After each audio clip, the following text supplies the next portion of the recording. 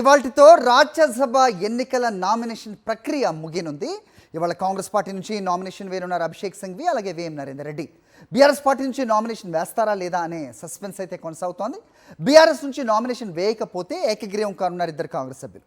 BRS నుంచి nomination వేస్తే MIM మద్దతుతో రెండో రాజ్యసభ సీట్ గెలవాలి అనుకుంటోంది కాంగ్రెస్ పార్టీ.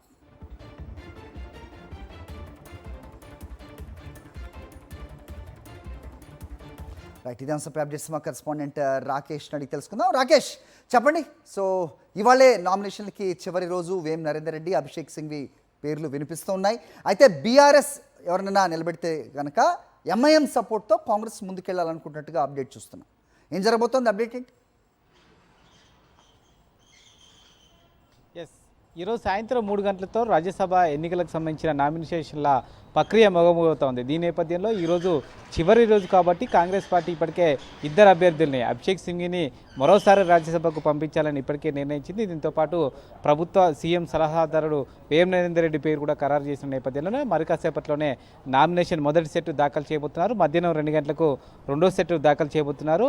రెండో సెట్ దాఖలు చేసే టైంకి సీఎం కూడా ఈ యొక్క నామినేషన్ దాఖలకు వస్తారని ఇప్పటికే అధికారికంగా సమాచారం ఇచ్చారు. అనేక సమీకరణాల నేపథ్యంలో నిన్న చాలాసేపు వరకు కూడా సాయంత్రం ఏఐసీసీలో డిస్కస్ జరిగిన తర్వాత వేం నరేందర్ రెడ్డి పేరు ఖరారు చేసినట్టుగా తెలుస్తోంది. నిజానికి మొదట జస్టిస్ సుదర్శన్ రెడ్డి పేరు అనుకున్నారు, కానీ సుదర్శన్ రెడ్డి నిరాకరించకపోవడంతో చాలామంది పోటీదారులు, ఆశావాహులు అందరూ అయితే రేసులోకి వచ్చినప్పటికీ నిన్న సీఎం వెళ్ళేటప్పుడు 16 మంది పేరుతో లిస్ట్ తీసుకెళ్లారు. ఫైనల్గా వేం నరేందర్ రెడ్డి పేరును సంబంధించి ఖరారు చేయడం జరిగింది.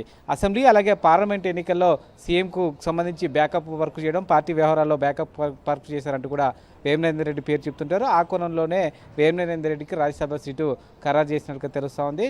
ఓవరాల్గా సంబంధించి చూస్తే 2 స్థానాల్లో కూడా కాంగ్రెస్ పార్టీ అలవక గెలిచే అవకాశం ఉంది. అయితే బీఆర్ఎస్ కనుక అభ్యర్థిని పెడితే ఖచ్చితంగా ఎన్నిక జరిగే అవకాశం ఉంటుంది. ఈ నేపథ్యంలో సంబంధించి కాంగ్రెస్ పార్టీకి 2వ స్థానం గెలిచేంత పూర్తిస్థాయి మద్దతు లేదు. ఎందుకంటే 40 మంది ఎమ్మెల్యేలు ఒక రాజ్యసభ గెలవాలంటే అవసరం ఉంది.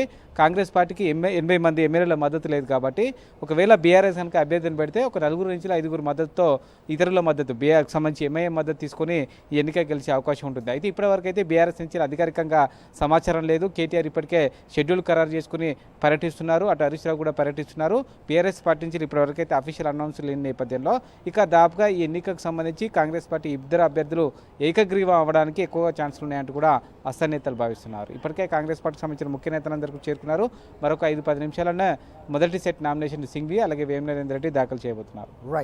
Right Rakesh, thanks for the inputs.